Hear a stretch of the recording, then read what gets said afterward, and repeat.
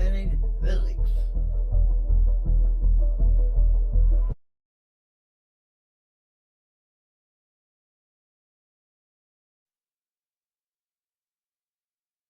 Hello, back again. Just wanted to show you that picture of what the universe might have looked like at the time of the Big Bang. To any degree, it's a big star. So it is one big star. Uh, Going back to about my video you just looked at, I've researched physics for quite a while, and I kept on wondering what they're teaching in the universities. They're teaching relativity. There's other physics, biology and all that stuff, and parts of other physics from other people. Okay. But anyways, I've read quite a few books on physics, and my inquiry as an update to my other videos is the idea of dark matter or dark energy. Uh, I did some research on dark energy, and it seems that dark energy is considered a low density field.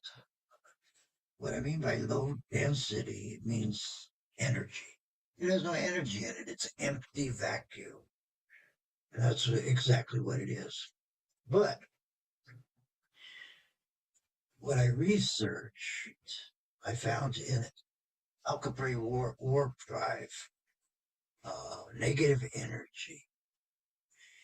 Now, when you start a car, you have a battery, positive energy, right? I showed you in this video. They showed a car, and it starts the car.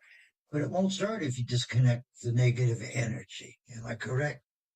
So let's apply it to my theory. Everything in the universe is positively charged. It's positive matter. Uh, Aside from that, we have what's called the Hubble sphere or anomaly. It's a big round like balloon expanding space. As it grows, it gets bigger and it expands the space. It pushes galaxies apart. Slowly but surely, but that's what happens. So I started thinking, if all the uh, galaxies, stars, planets, solar systems, and everything are positive energy, and according to Newton's law, positive energies repel. That means you you can't put them together without. They're like having two uh, positive poles or two negative poles on a magnet. They repel. They won't go together. And the harder you push it, in the center, there's always going to be some space. That's called the Casimir effect. But what is that energy? They never found out. But we can conclude that it's negative energy. We have two polar poles. We have trying to push them together because they attract each other, but they repel.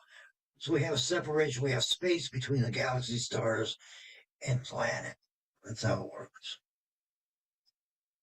But now we have another problem. We have the sphere, the Hubble sphere, that has a repulsive force and is increasing the space between galaxies, for a starter. Now, all the galaxies, all the planets and stars inside the galaxies, they are also, the space is also expanding, but at probably a very, very small rate, if any. It's like the two uh, magnets, positive magnets being so close together that it doesn't do nothing. They can't go any further. So let's make that assumption. Matter's not increasing, it stays the same. But matter, or planetary matter, galactic matter, stars, solar systems, they put out energy to keep this the way it is. They get excited. It's called excited or excitation due to the movement. Now, what's causing the movement?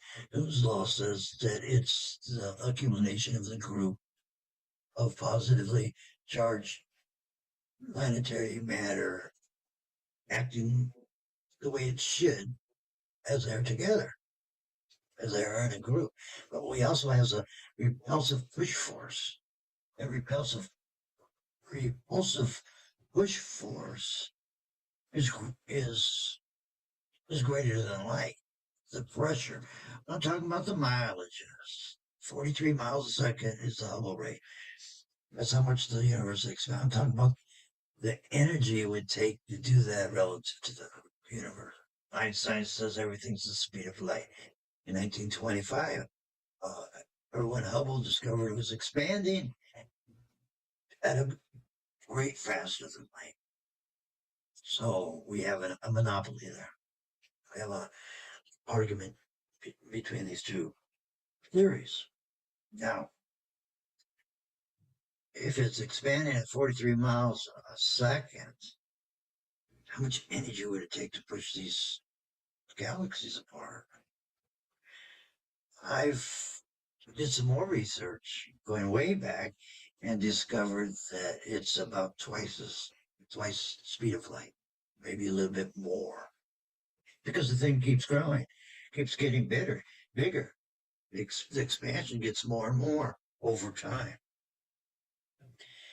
And how I got that was the energy it takes, the power it takes is 450,000 miles a second squared. You square it, you're going to get an energy content. So this is pushing on space. It's also expanding the universe, or it is expanding the universe. Now, if planetary matter or the galaxies, even the space between galaxies, are pulsating energy, what's happening in space? There's space between all this matter, all this universe matter. It's positive energy is pulsing a density in space, which is low density, so it's negative energy. Now, this negative energy reads, they know by their measurements, zero, almost a perfect vacuum. And it's a vacuum. What does vacuums do? They suck up stuff. So what's happening to the universe? It's aging. It's getting older and older. The energy is being sucked out by some positive or negative force. So I tried to put one and two together. I don't know if you've already done it, but the Hubble anomaly has to get its energy from somewhere. And it's pushing on space. Maybe it's too much energy that it's getting. And it only can absorb so much energy. So it's pushing it back into the universe.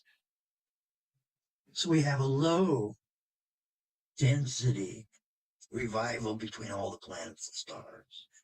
Not only is this anomaly sucking in energy, because dark energy is a vacuum, but it can only do it so much. It only can absorb so much of that energy, that negative energy. So it grows, it gets bigger, it expands the universe. That's what I'm talking about.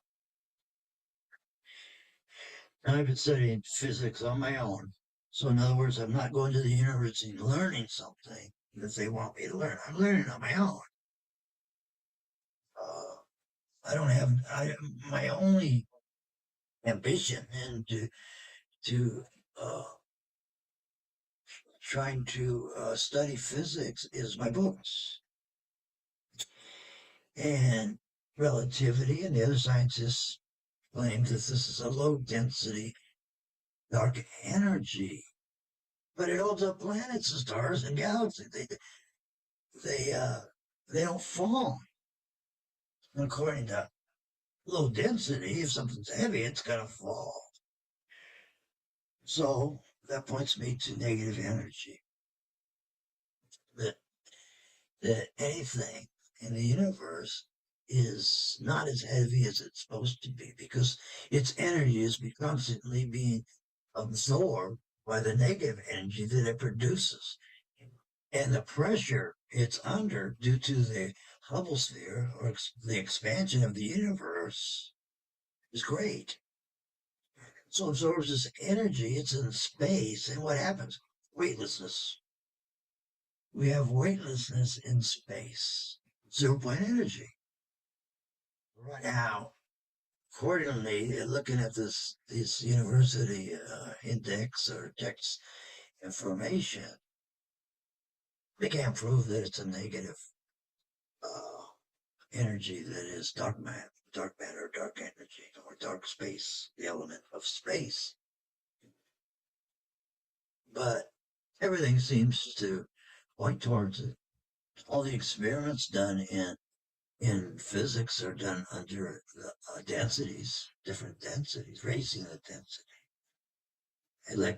raising the polarity to see what kind of changes take place. That's part of physics. But I'll leave that open for you to conclude. So, my name is Rod Kowicki.